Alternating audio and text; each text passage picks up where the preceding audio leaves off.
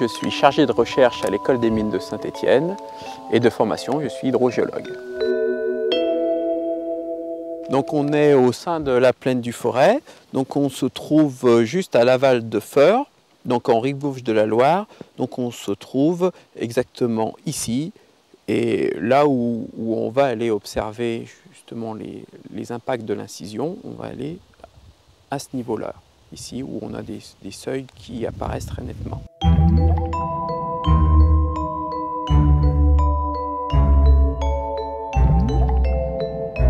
C'est les laisses de crue de la dernière crue, donc de novembre 2008. Donc on voit à peu près le niveau d'eau, à quelle hauteur est arrivé. Donc on est à peu près à 7 mètres au-dessus du lit d'étiage. Pour nous, les crues, c'est une chance. Clairement, on est à l'affût des crues, puisque finalement, même si ces incisions se font tout au long de l'année, pendant les périodes de crise de la rivière, pendant les périodes de crue, eh ben, c'est là où la forme de la rivière va le plus évoluer. Donc là, on va être intéressé à plus regarder les matériaux qui viennent de l'amont, quelle quantité, où ils se sont disposés, comment a évolué notre système, comment s'est fait le recul des seuils. Donc c'est vraiment, on va vraiment essayer d'analyser à chaque fois après une crue, on va essayer d'acquérir le maximum d'informations pour essayer de comprendre ce qui se passe. Ce qu'on va observer là, en descendant le talus, c'est le fond du lit de la rivière, en essayant de se rapprocher de ces dalles de marne, de ces formations géologiques là, de couleur verte. Ici, on se situe sur un secteur qui a été le plus incisé au niveau de la plaine du Forez. Ça veut dire qu'il a subi le plus l'enfoncement. Donc en fait, ce qu'il faut comprendre, c'est qu'une rivière, c'est à la fois des sédiments et de l'eau. C'est ce qu'on appelle les deux variables qui vont définir le tracé en plan de ma rivière. Et c'est un peu le système d'une balance. Quand j'ai beaucoup de sédiments dans ma rivière, elle va avoir tendance à les déposer. Inversement, lorsque j'aurai moins de sédiments, elle va avoir tendance à vouloir reconstituer ces sédiments et pour ça, eh ben, elle va soit éroder ses berges lorsque c'est possible, soit elle va inciser le fond de son lit, c'est-à-dire gratter le fond de son lit pour se recharger en matériaux. Donc là, on est sur un secteur où on a un très fort déficit de matériaux qui s'explique par le fait qu'il y a eu beaucoup d'extraction de granulats qui ont enlevé les matériaux. Et puis, on a aussi des barrages à l'amont qui ont tendance à bloquer la charge sédimentaire dans les barrages. Alors, comment ça s'observe? Concrètement, la rivière, lors d'une crue, elle a de l'énergie à dissiper. Et pour dissiper son énergie, soit elle va divaguer, se déplacer dans sa plaine, donc en faisant des méandres, soit lorsque ce n'est pas possible, elle va dissiper son énergie au fond de son lit. Donc elle va enlever, elle va transporter des matériaux. Alors ici typiquement, on peut voir des bandes de galets où on voit les matériaux qui sont transportés. Et lorsqu'elle n'a plus assez de matériaux, eh ben, elle va éroder le fond de son lit. Donc concrètement, ici, on n'a plus aucun matériau dans le lit de la Loire, puisqu'on se situe dans le lit mineur de la Loire. Il n'y a plus de matériaux.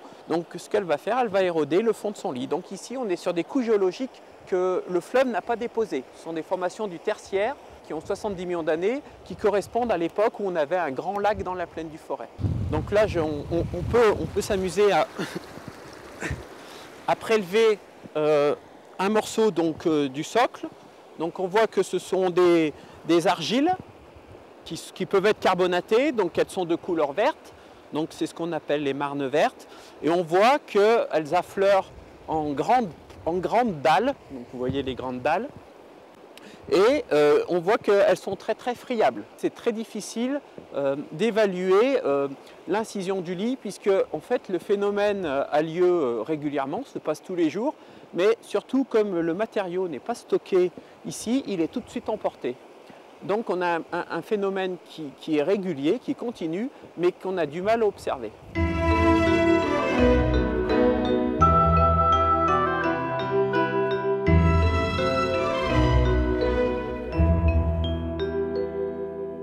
Là, ce qui est intéressant ici, c'est qu'on a vraiment accès au mode d'érosion de ces grandes dalles de marne, puisque là, on voit qu'on a des petites flaques d'eau à l'intérieur duquel on va trouver des galets.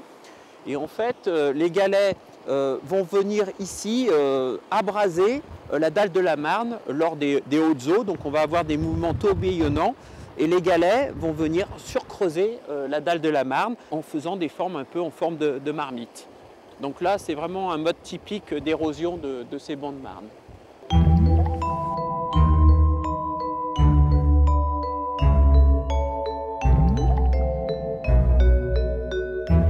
Là, on voit la roche qui s'est délitée en petits grains de taille millimétrique.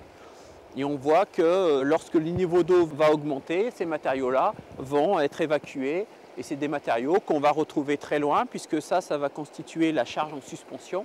Ce sont les matériaux qui vont rester en suspension dans l'eau et qui vont aller se déposer dans le barrage de Villeray, qui est situé 20 km en aval. Alors, ces matériaux-là, évidemment, ils ne participent pas à la dynamique fluviale puisque ce n'est pas de la charge de fond, ce n'est pas des alluvions ou des galets qui pourraient façonner le fond du lit.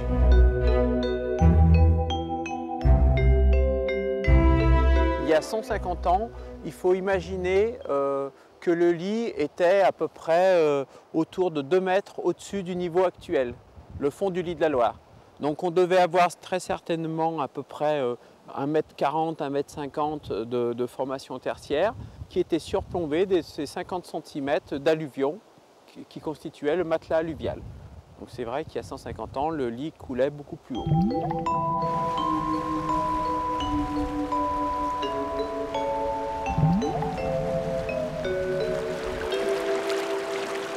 Il faut savoir qu'on a à peu près une épaisseur de Marne dans la plaine du Forez qui est de l'ordre de 800 mètres. La réserve elle est importante puisque en fait on estime à peu près des vitesses d'abrasion de l'ordre de 3 cm par an au niveau de la surface de la dalle et le recul on l'estime à peu près à 5-6 mètres à chaque fois qu'on a une crue. Il faut savoir que sur une rivière, quand on regarde le profil en long d'une rivière, il n'est pas régulier, mais en fait, on a une série de cascades. C'est très irrégulier un profil de rivière. Donc là, on a l'illustration d'un banc de gravier qui se dépose entre 2 seuils marneux, donc le premier seuil qu'on aperçoit au fond, qui barre la rivière totalement, et puis le seuil sur lequel on est. Donc ça, ce sont des galets qui ont été apportés lors de la dernière crue, qui viennent de l'amont, voire éventuellement de la berge qui est en train de reculer, qu'on voit sur la gauche. Et ces galets-là ont été stockés et recouvrent actuellement le banc de Marne. Alors c'est quelque chose d'intéressant ça qu'on a observé, puisque finalement la solution pour stopper l'incision, elle est peut-être là. C'est peut-être de reconstituer ces îles en galets, en gravier, parce qu'en fait on s'aperçoit que lorsqu'on a ces formations-là, ces îles, elles font un petit peu une enveloppe protectrice sur la dalle de Marne. Et donc c'est peut-être un moyen de lutter contre l'enfoncement du lit de la Loire.